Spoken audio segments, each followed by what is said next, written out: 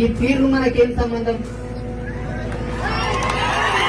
ఈ పీర్లు మనకేం సంబంధం?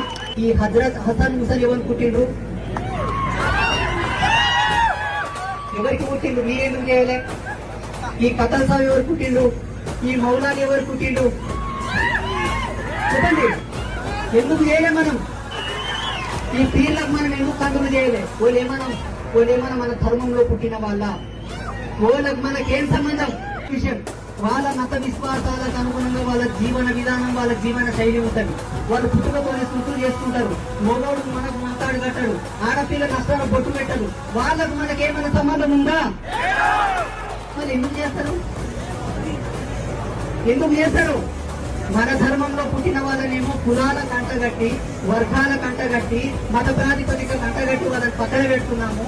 కనీసం పోయిన భూమికి కూడా సంబంధం లేని వాళ్ళని ఏడాది